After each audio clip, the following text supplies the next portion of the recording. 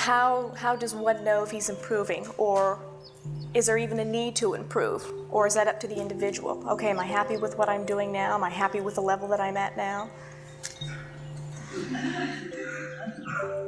I do not teach that you have to become somebody else than what you are. No improvement is needed. No goal is there to be achieved. Whatever you need is already provided by existence each moment. It is up to you how to use it or not to use it.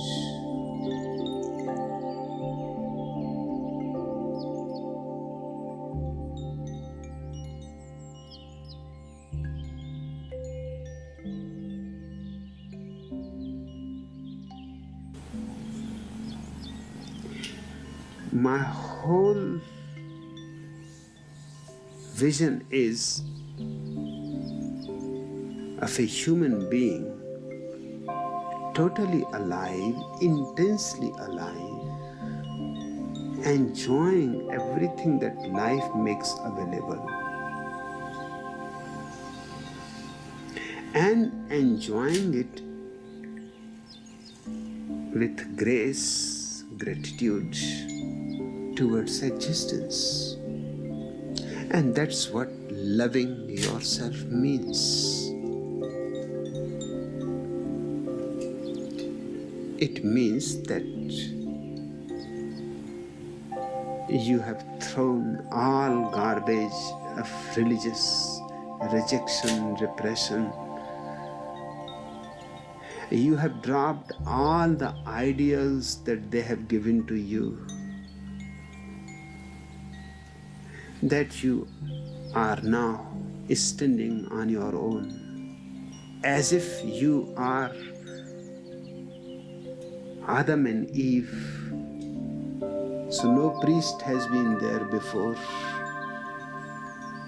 no religion has been there before, uncorrupted, unspoiled, clean. Start like Adam and Eve.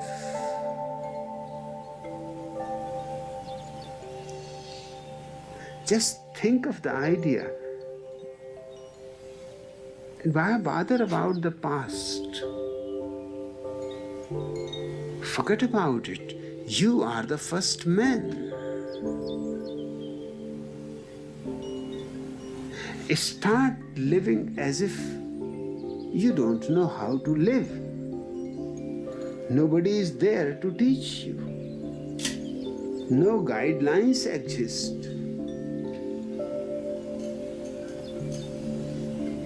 No books exist which say how to do this, how to do that.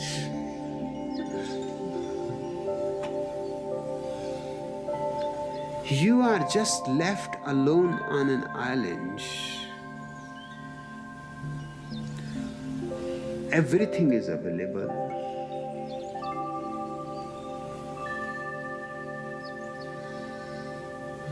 Intelligence is within you. Instinct is within you. Intellect is within you. Intuition is within you. Now start moving. Yes, perhaps you may commit few mistakes. There is no wrong in it. That's how one learns. Perhaps few times you may fall. Nothing to be worried about it. You can get up again. And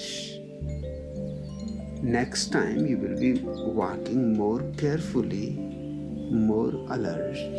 So you have gained something out of that fall.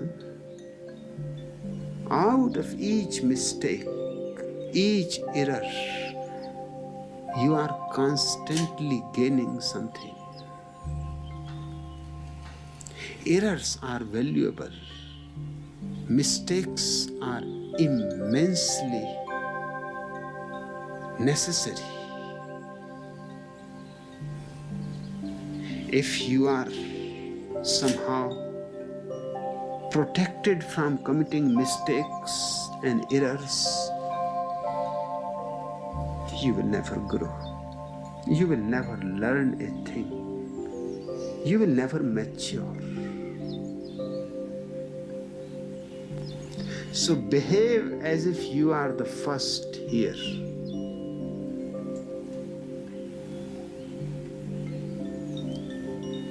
And the whole world is available to you to explore. And in exploring it, you will be surprised that simultaneously your inner world is being explored too. Because as you explore the outer world, your insight becomes deeper, your intelligence becomes sharper, your awareness becomes keener.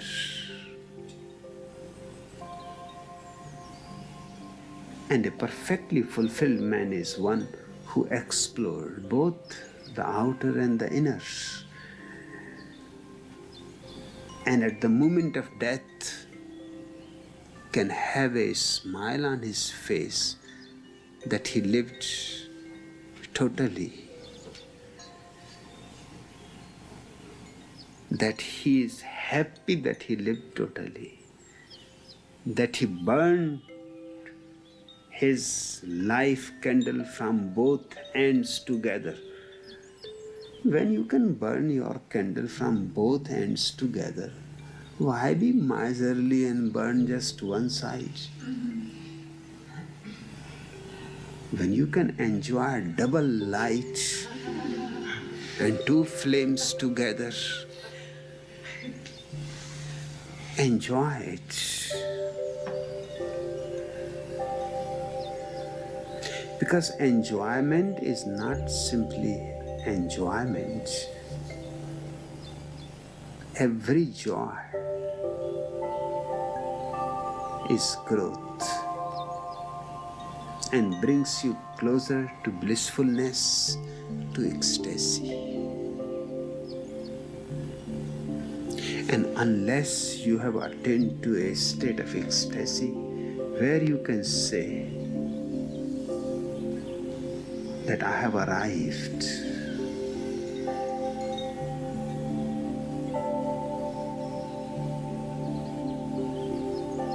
that I am fulfilled, that the purpose of existence in me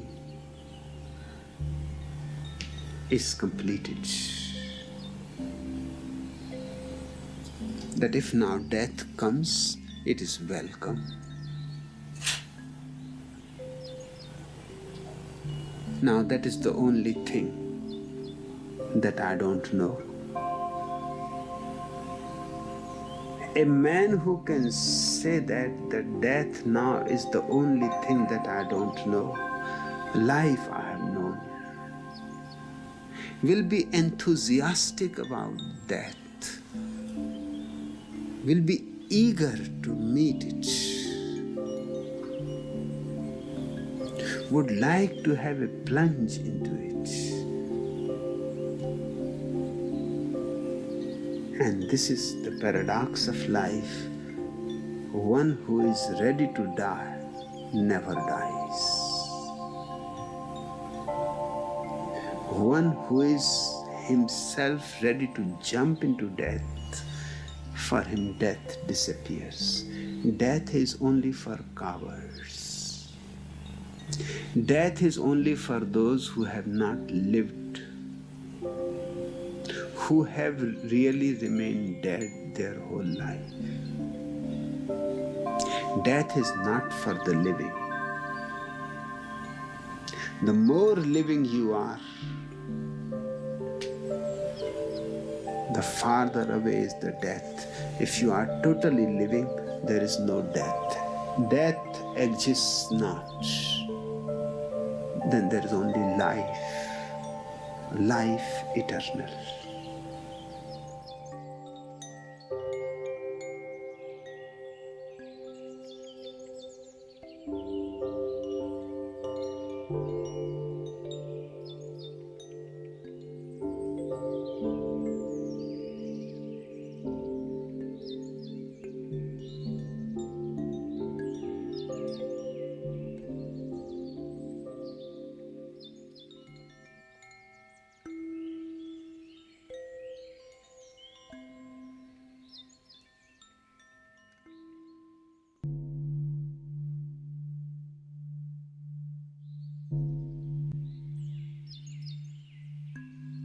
No animal bothers asking question, who am I?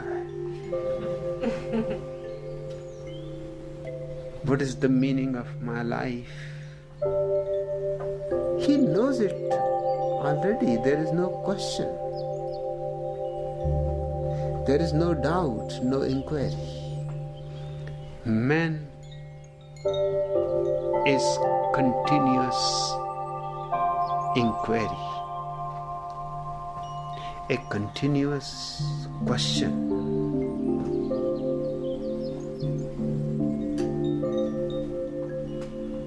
To the very last breath,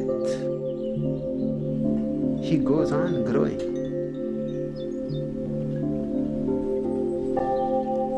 To the very last breath, he can change his whole life pattern.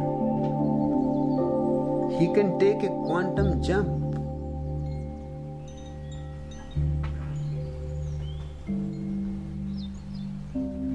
There is no necessity for him to just go on following the path that he has followed. At the very last moment, he simply can step aside. There is nobody to prevent him. It is his freedom. Man is the only animal in existence who has freedom. And out of this freedom is agony. Agony means I don't know who am I. I don't know where I am going and why I am going. I don't know. Whatever I am doing, whether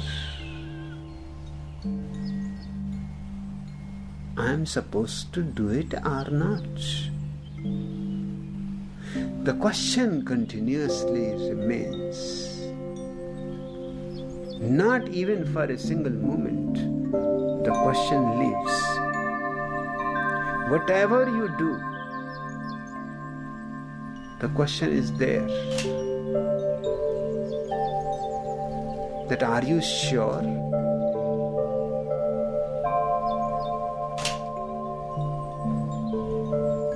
Is it the thing for you to do?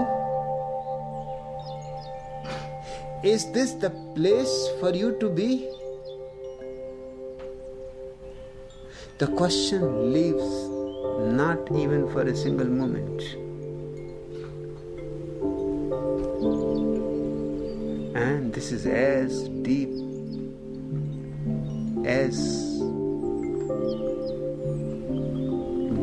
anything can be in you.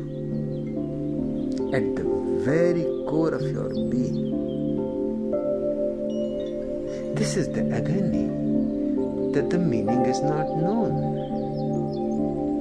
that the purpose is not known, that the goal is not known. It seems as if we are accidental. That by some accident we are born. No other animal, no other tree, no other bird is accidental. They are plants. Existence has a whole program for them. Man seems to be totally different.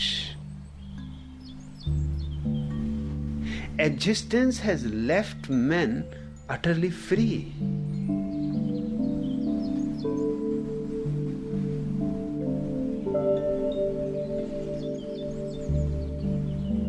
Once you become aware of this situation, then agony arises. And it is fortunate to feel it. That's why I say it is not ordinary pain, suffering, misery. It is a very extraordinary and of tremendous value to your whole life, its growth.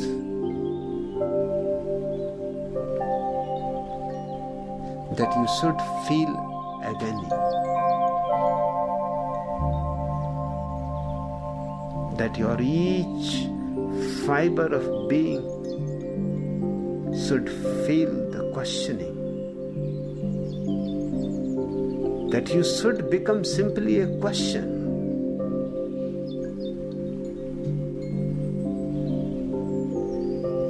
And naturally, it is frightening.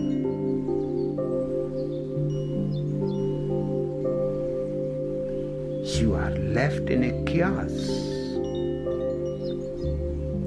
But out of this very chaos, the stars are born.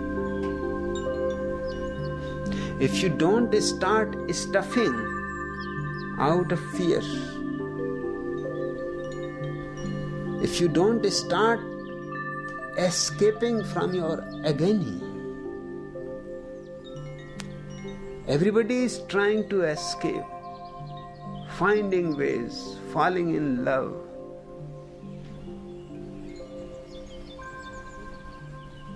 Doing this, doing that, somehow, somewhere engaged. One thing is not finished and you start doing another thing because you are afraid between the two, if there is a gap and the question arises its head and you start feeling agony, it is better. Continue. Go on running. Don't stop. People start running from their birth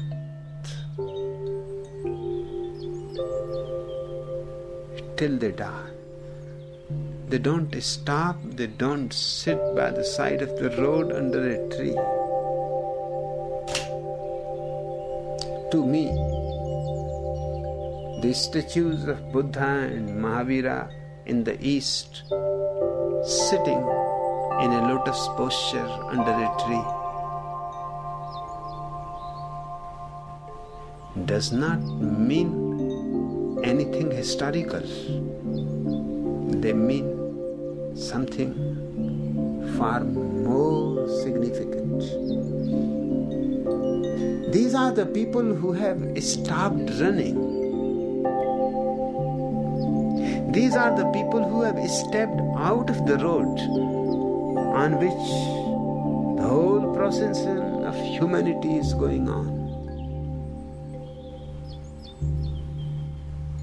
They are real dropouts, not the Californian type.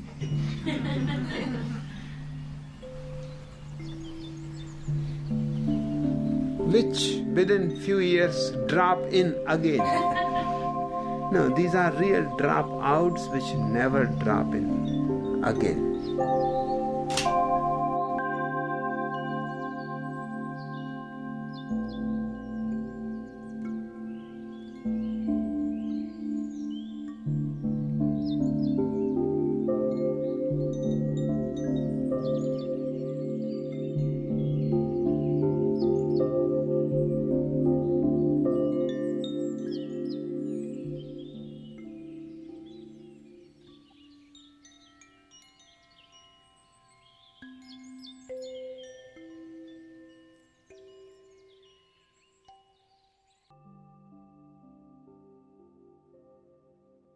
I have been wondering and looking in thousands of scriptures and commentaries on scriptures, but I have not found a single statement in 5,000 years literature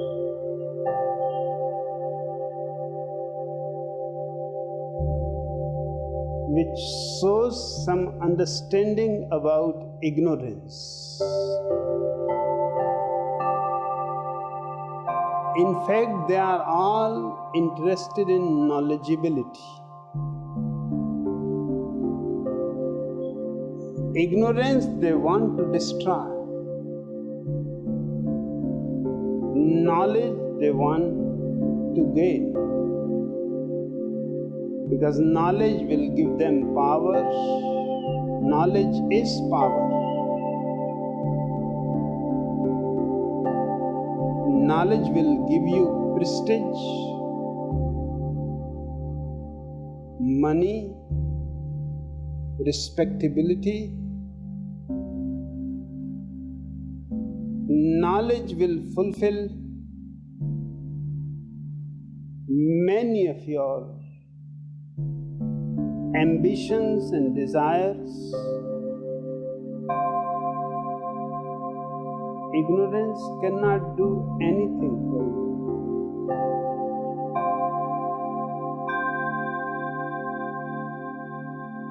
But it can allow something which is far more precious than knowledge can ever give to you. But its whole secret is in allowing.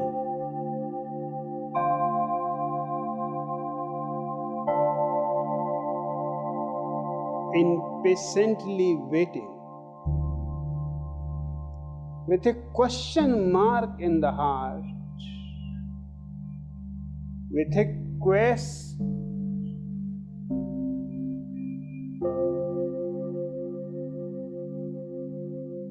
all over your being,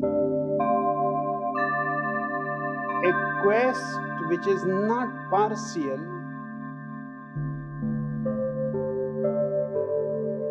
a total inquiry.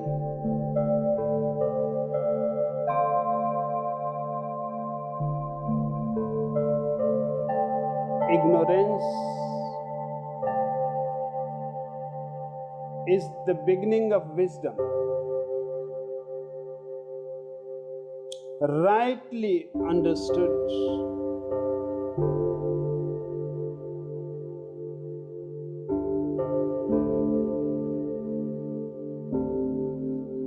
it is not something negative.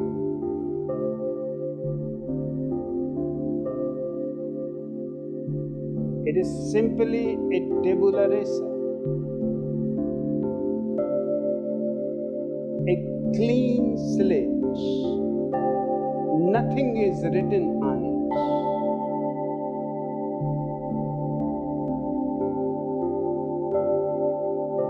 You have to write your own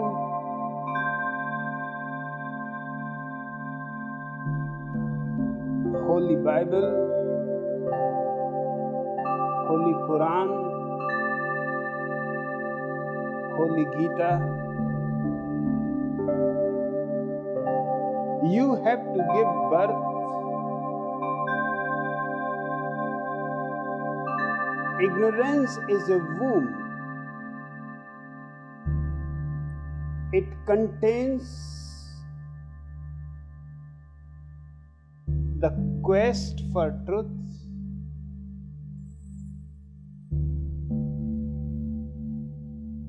And if you don't fall a victim of knowledgeability, ignorance is the right beginning.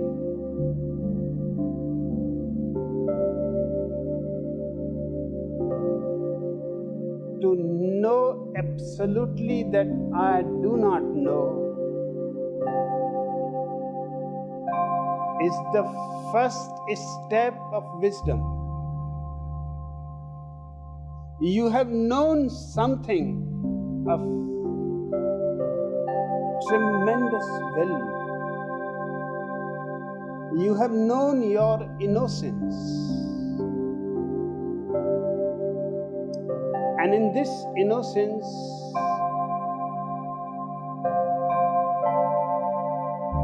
the ego dies. The ego can live only with the false. It is the accumulation of the false. So the ego is interested in knowledge, borrowed, third hand, rotten, but knowledge is cheap.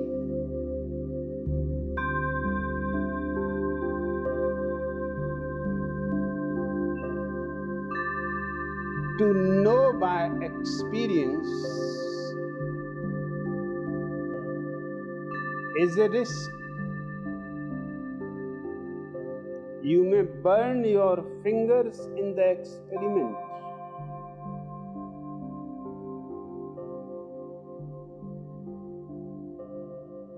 In the experiment, you are dropping out of the crowd, moving alone,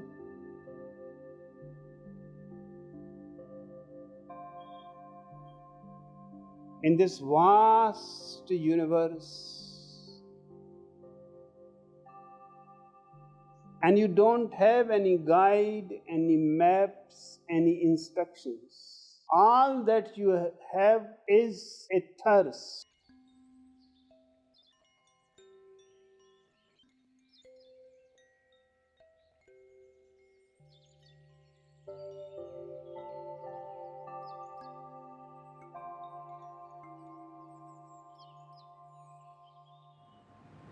Why is the mind running like crazy when the heart wants to say something?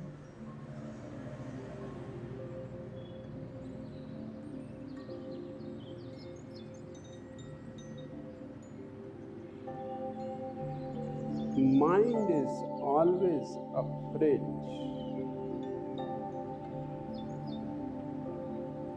Only of one thing, and that is your heart.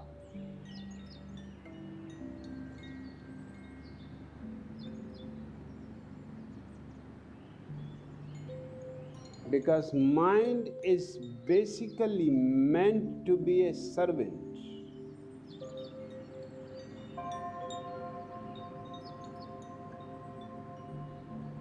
But he has managed to become the master. And the heart,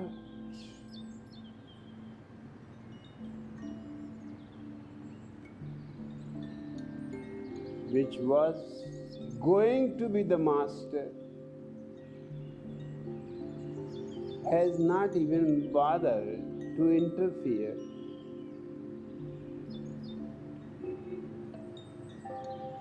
And has allowed the mind to remain the master.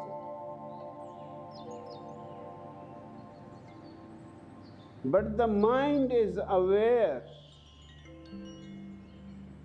that any moment the heart wants,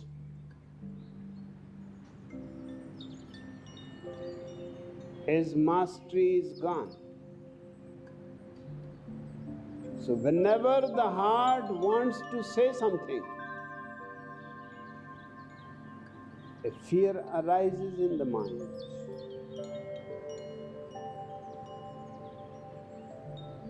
Mind is very much afraid of love.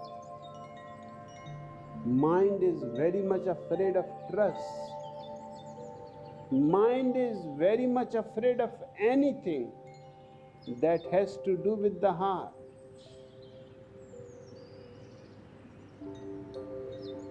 because its mastery is not part of the nature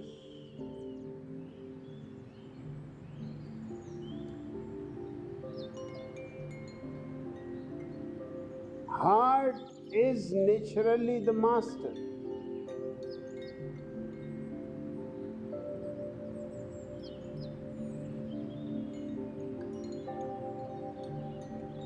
But this is the problem, because the heart feels its mastery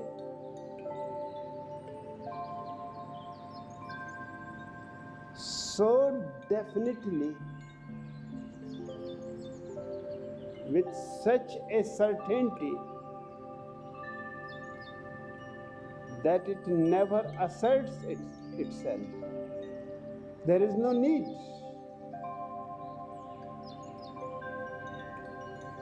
It is an intrinsic knowing in the heart that mind can be pushed aside any moment, and mind knows it perfectly well, that he is just a servant, because the master is too gentlemanly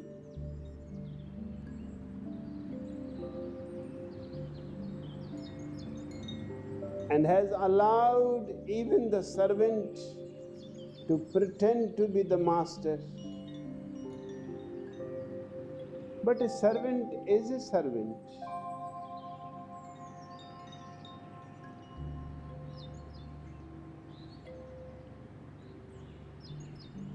So whenever your heart wants to say something, the mind starts feeling shaky. It wants the heart to remain completely dead. It wants man to become completely heartless. And it has succeeded all over the world to make people heartless.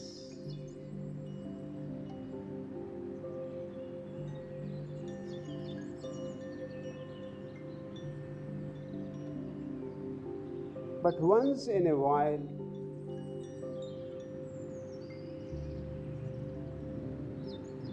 few people escape from the slavery of the mind and start asserting the rights of their heart. This is the greatest revolution there is. The revolution by the heart against the mind.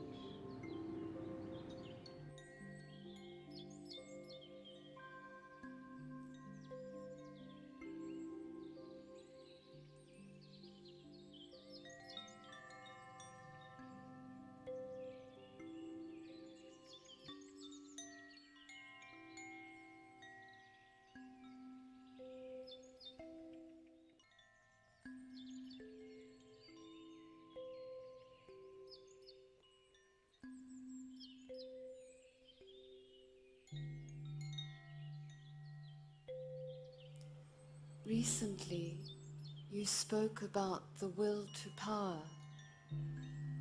You explained the importance of having this will, this longing to become a master over yourself. You also often declare that every desire is the basic reason for man's frustration.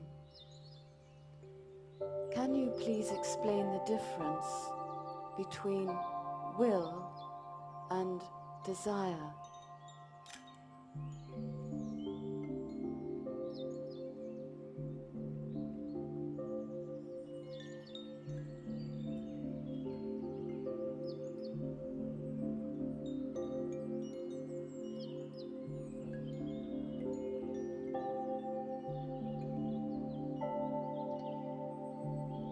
Jan Sahaba.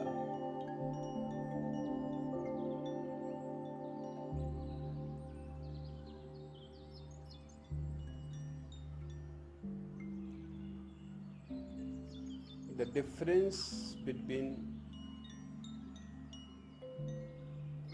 will and desire is great, although they appear almost similar.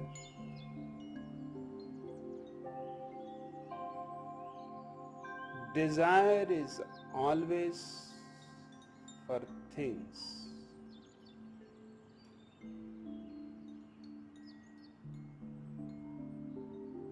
More money, more prestige,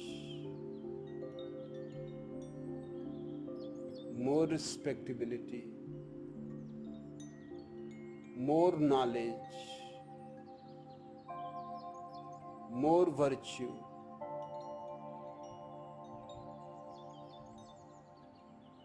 a better place in the afterlife. These are all desires.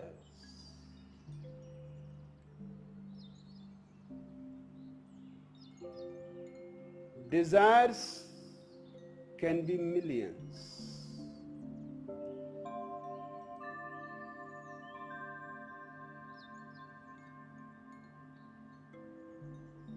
Because there are millions of things in the world which can become objects of desire. A desire needs always an object.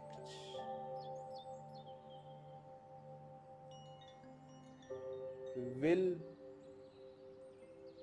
is not objective. It does not want something else to be added to it. Will is simply your very life force which wants to assert itself in its totality, in its wholeness, to bring all the flowers that are hidden in you, to be yourself.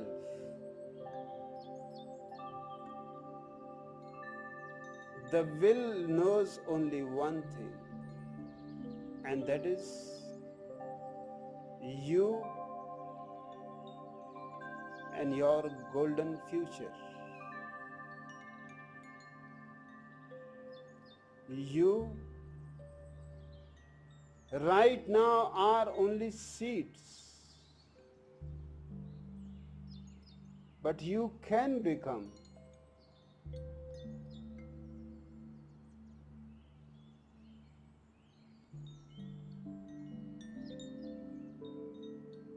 great trees reaching to the stars.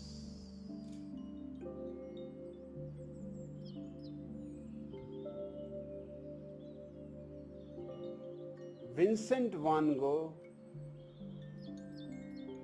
one of the most significant Dutch painters,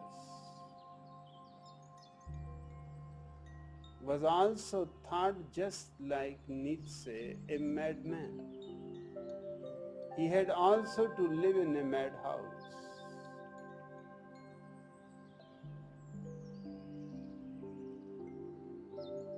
And he was not a harmful man.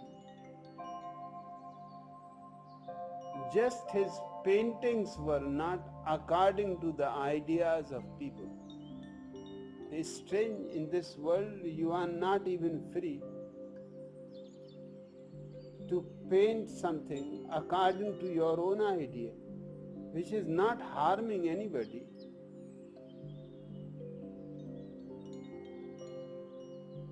He has painted his trees so long that stars are left far behind.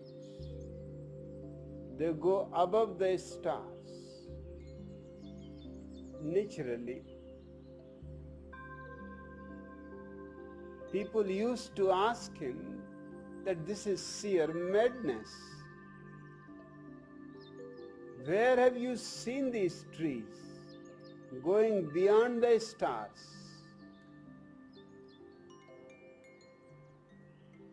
And what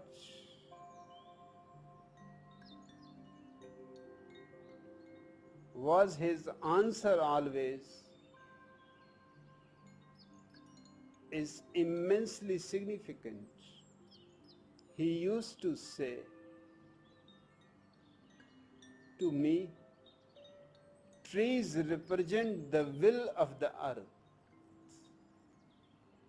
The earth is trying to reach beyond the stars. You will see one day the earth has succeeded. It is just the beginning. That's why you don't see the trees that high. But I can see far away in the future.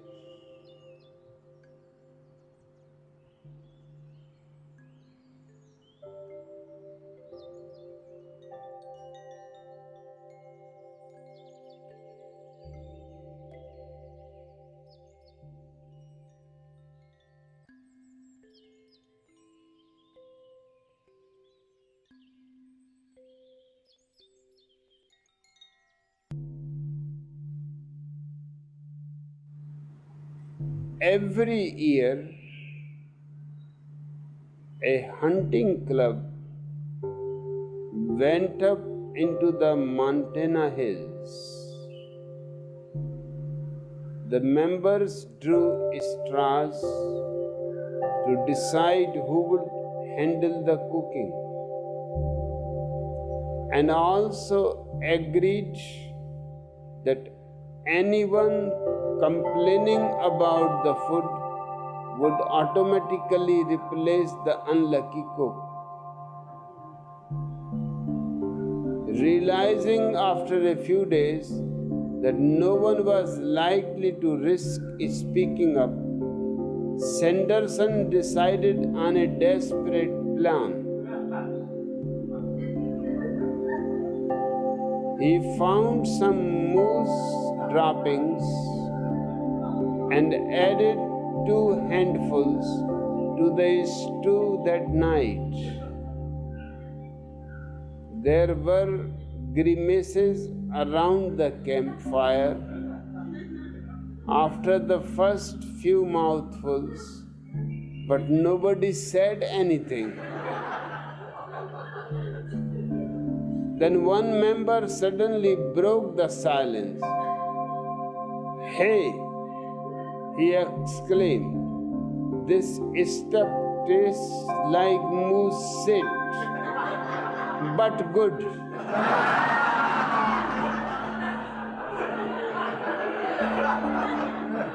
He is not complaining.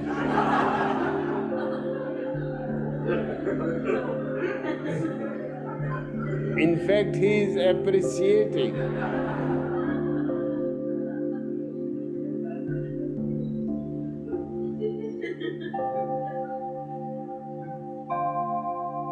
You have so many faces. Inside you think one thing, outside you express something else.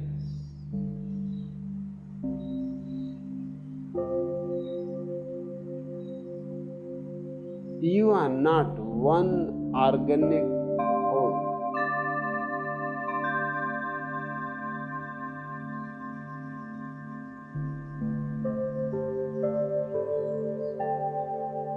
Relax and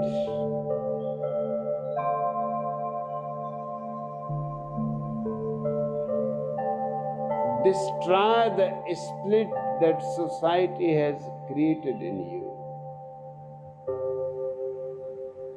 Say only that which you mean.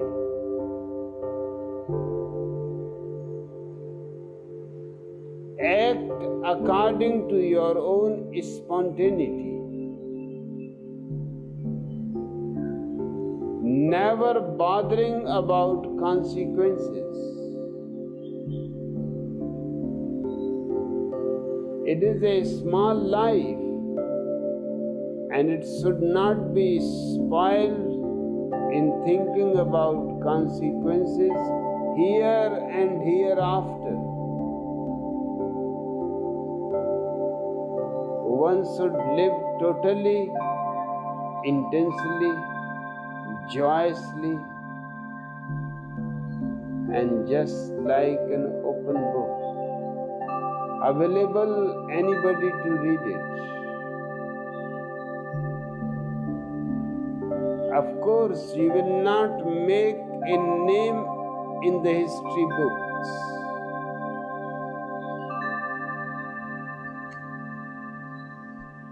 But what is the point in making a name in the history books?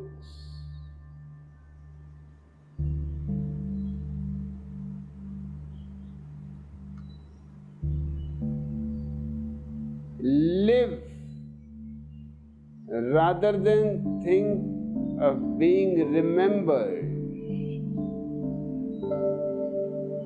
You will be dead.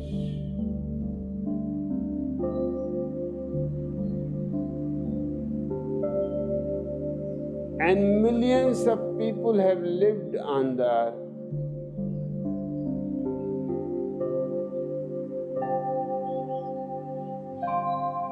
And we don't know even their names.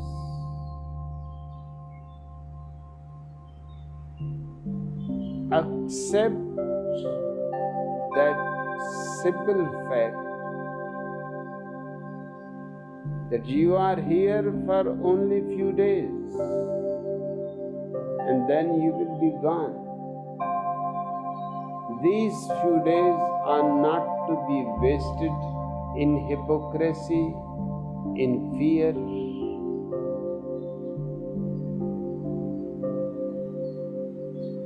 These days has to be rejoiced.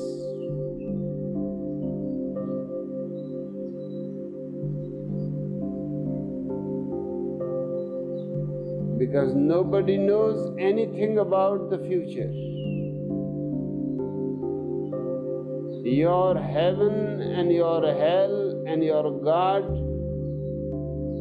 are most probably all hypotheses, unproved. Only thing that is in your hand is your life.